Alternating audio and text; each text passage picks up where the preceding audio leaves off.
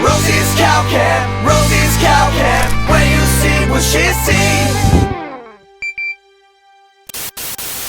Hi Rosie fans! For this cow camp, I'm back in Putaruru to visit award-winning artisan cheese factory Over the Moon to find out how they turn milk into one of New Zealand's favourite foods, cheese!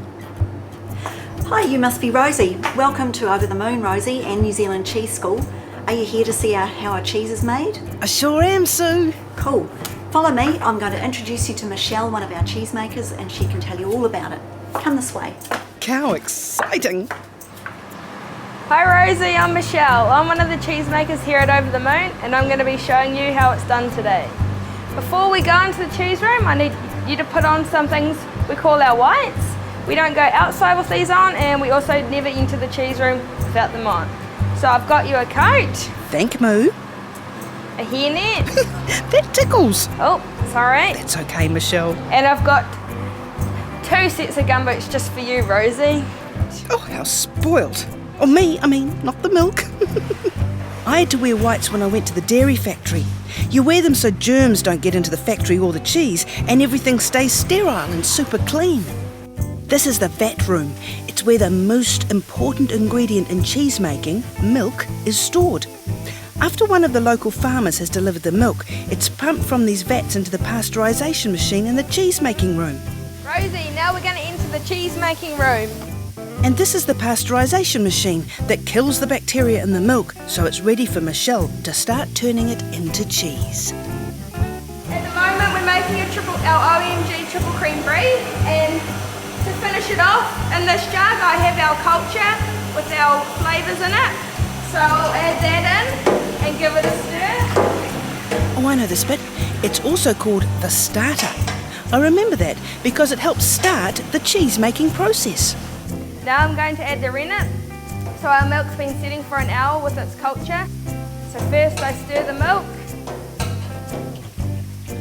then I add it, and I stir for about a minute. This will then sit for another hour before I cut the curd.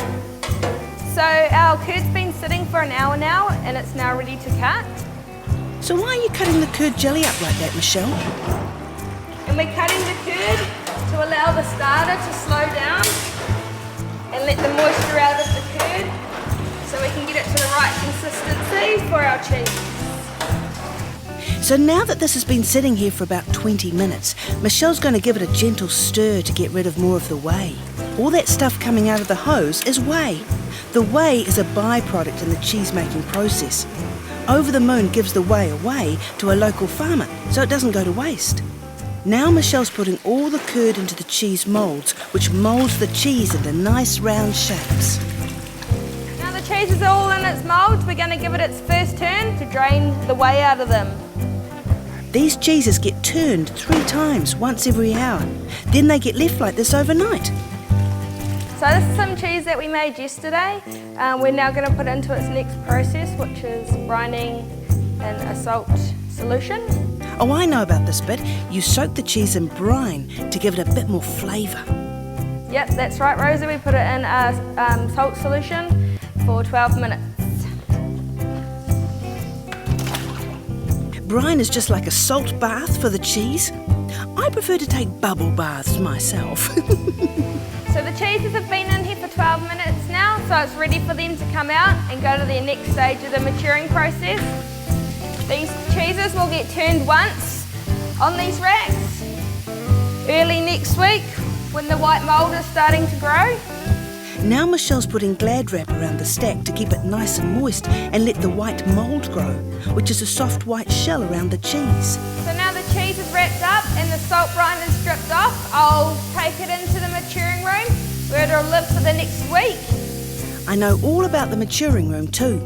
The cheese stays in here for a few months and you keep this room cold so the cheese grows its white mould shell and develops its flavour. It's not as cold in here as I thought it would be. I thought it would be Frisian and I'd need a jersey. Yep, that's right, Rosie. They get turned once early next week to continue the process on the other side. So Rosie, this cheese that we've made is ready to be put on the shelf, wrapped and stickered.